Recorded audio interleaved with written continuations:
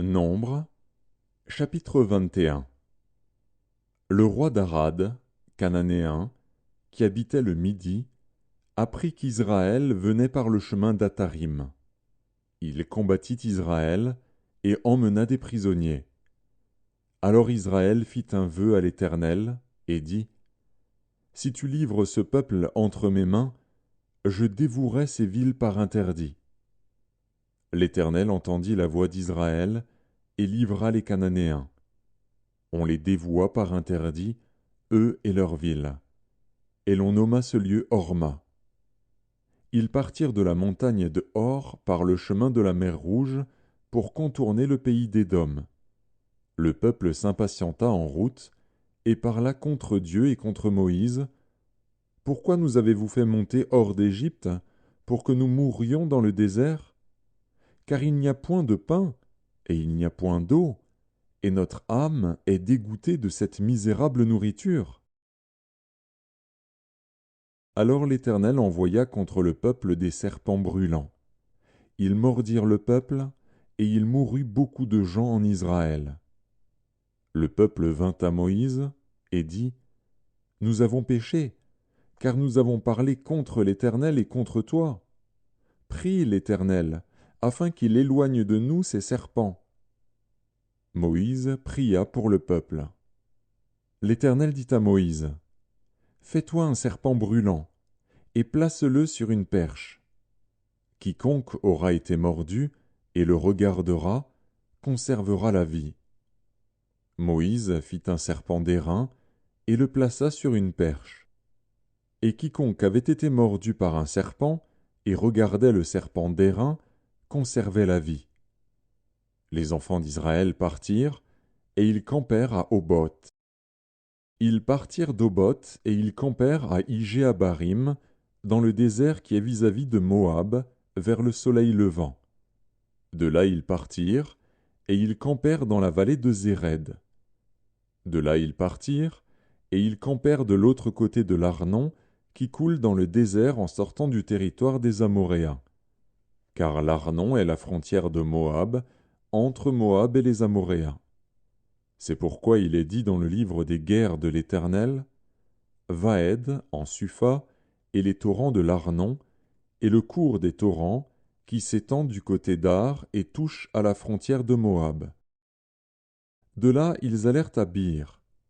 C'est ce Bir où l'Éternel dit à Moïse : Rassemble le peuple, et je leur donnerai de l'eau. Alors Israël chanta ce cantique : Monte, puis, chantez en son honneur. Puis, que des princes ont creusé, que les grands du peuple ont creusé, avec le sceptre, avec leurs bâtons. Du désert ils allèrent à Matana, de Matana à Naaliel, de Naaliel à Bamoth, de Bamoth à la vallée qui est dans le territoire de Moab, au sommet du Pisga, en regard du désert. Israël envoya des messagers à Sion, roi des Amoréens, pour lui dire : Laisse-moi passer par ton pays. Nous n'entrerons ni dans les champs, ni dans les vignes, et nous ne boirons pas l'eau des puits. Nous suivrons la route royale jusqu'à ce que nous ayons franchi ton territoire. Si on n'accorda point à Israël le passage sur son territoire, il rassembla tout son peuple et sortit à la rencontre d'Israël dans le désert. Il vint à Jahatz et combattit Israël. Israël le frappa du tranchant de l'épée et s'empara de son pays depuis l'Arnon jusqu'au Jabbok, jusqu'à la frontière des enfants d'Ammon, car la frontière des enfants d'Ammon était fortifiée. Israël prit toutes les villes et s'établit dans toutes les villes des Amoréens, à Hesbon et dans toutes les villes de son ressort.